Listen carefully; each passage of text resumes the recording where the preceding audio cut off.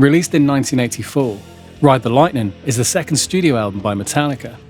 After announcing themselves to the world with their debut album Kill 'Em All, and still just in their early 20s, the band showed their ability to evolve the thrash metal scene with a musicality and sophistication that would continue to set them apart going forward.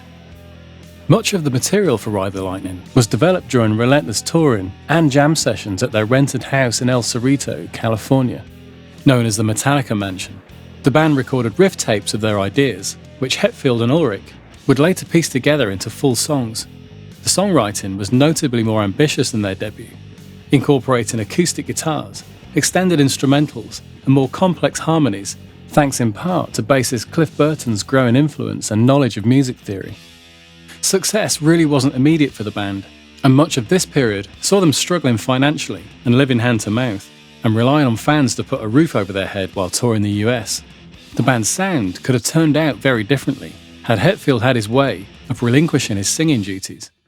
He hadn't particularly enjoyed the dual responsibility of vocals and rhythm guitar whilst out on tour, so he invited Armored Saint singer John Bush to take on vocal duties. Fortunately for the future of the band, John was too busy with his own career taking off, so had to decline. Still with independent label Megaforce, the band were keen to work with Danish producer Flemming Rasmussen. After hearing the Rainbow album, Difficult to Cure, and realising that recording in Europe, where Rasmussen was based, would cost them half the amount that it would in the States. When they approached Rasmussen, he'd never heard of the band, but realised their great potential, despite the advice of his studio employees warning against working with them. Rasmussen was to record Metallica at Sweet Silence Studio in Copenhagen, Denmark, but shortly before they made the trip though, disaster struck, as whilst on tour with Anthrax, their equipment was stolen. Thieves had broken into Metallica's equipment van and stole crucial gear, including Lars Ulrich's drum kit and the Marshall heads and cabinets used by Hetfield and Hammett.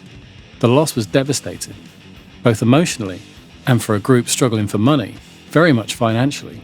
One positive aspect was a creative one though, with Hetfield writing Fade to Black, channeling his despair into one of the band's most enduring tracks. Anthrax lent Metallica enough equipment to finish their tour, but it left them in a bit of a situation going into recording a pivotal album for their career. To solve this, Rasmussen called in local musicians to bring their Marshall amps and cabinets to the studio. The band and producer auditioned various setups until they found replacements that could deliver the tone they were searching for. This collaborative trial and error approach to gear selection was crucial in achieving the album's distinctive tone. The amp chosen was the Marshall JCM 800 2203, with unusual origins according to Hetfield. We borrowed every band's equipment in Copenhagen. We were trying Merciful Fate stuff and a couple of other local bands. I tried every Marshall they had in Denmark practically, and I was about to give up. I was really frustrated. Then there was this little music shop somewhere in a little hole in a wall where I found a French-made Marshall and said, what the hell, plugged it in and it sounded really good. Both Hammett and Hetfield used this as their main amp for the album, with the TS9 Tube Screamer also playing a big part in the overall tone. From this photo of the recording setup for the session, you can see an Ibanez ST800 and a TC Electronics dual parametric EQ. The mic used to record the cab is the Shure SM7, placed close up against the cloth. The cab contained the G12 65 Celestion speakers. The model they used is importantly voiced with strong mids and some peaks in the high frequencies. Plugged into this amp, Hetfield used his Gibson Flying V, except it wasn't really a Gibson at all, but a much more affordable version by Elektra, Hetfield said. I got my white V in 1980. It was the second guitar I ever owned, and I probably bought it for $200. I knew it was a copy, but we treated it as a real Gibson. I wanted a white one because Michael Schenker of UFO had one, so I needed to have one too. The neck snapped on it twice on tour. It's been glued quite a few times. It's got Seymour Duncan pickups in it, with a little more output for the crunch than the originals had. The only other thing that's customised is the artwork. That was the first guitar I started scratching stuff into. Somebody actually sold it to me as a Gibson V, and as a dumb kid I had no idea. Eventually it dawned on me, oh, it has a bolt-on neck. It can't be. Why does it say Made in Japan on it?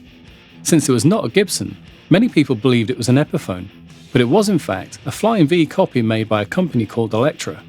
Elektra made these copies from 1974 until they were discontinued sometime in the early 80s. The old white Elektra V was actually resurrected during the making of the band's 2008 release, Death Magnetic, Hammett did use a real Gibson Flying V on the sessions, plus his Fernando's Strat copy. He replaced the pickups in this with EMGs. The guitar parts were thickened up by layering, doubling or triplicating the same part, and panning them, making them sound much bigger and fatter than just a single recording. Cliff Burton played his Rickenbacker 4001 into the PV Mark IV Series 400, or the Randall RBA 500. The Rickenbacker was modified with a Gibson EB Mudbucker humbucker pickup in the neck position and a Seymour Duncan stacked jazz bass pickup in the bridge. Unusually, he also added a third stacked Seymour Duncan Stratocaster pickup, installed in place of the Rickenbacker's foam mute, and activated by a push-pull knob, eliminating unnecessary noise. His fuzz tones were courtesy of the Big Muff and the Morley Power Wah fuzz. To get the huge drum sound, most notably heard on the intro For Whom the Bell Tolls, Rasmussen placed Lars's Tama Superstar drum kit with Ludwig Black Beauty snare in the large warehouse at the back of the studio for maximum room ambience. It was mic'd up with an SM57 on the snare, on top and underneath, an AKG D12 on the kick drum, and SM57s on each tom. At least 3 mics were used for the cymbals, and these were likely AKG 451s. Multiple room mics were also used to capture the ambience of the warehouse. These included Neumann U87s. It seems Lars wasn't as proficient a musician back then though, as according to Rasmussen. I thought he was absolutely useless.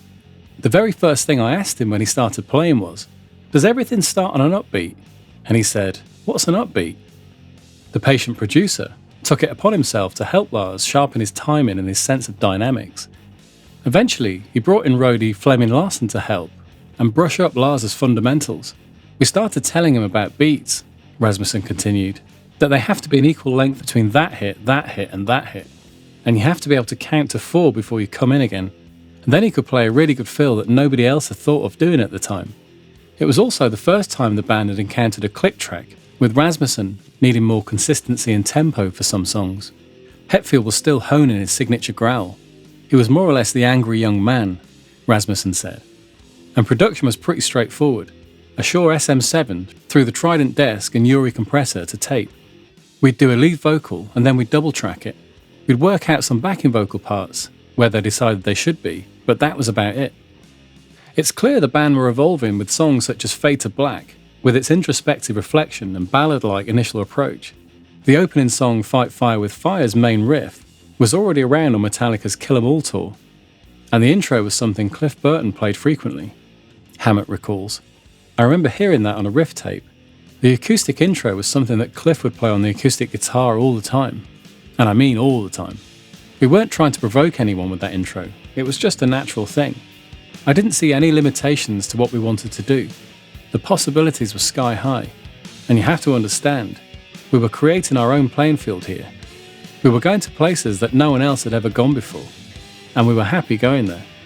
It made sense to try weird things out, why not?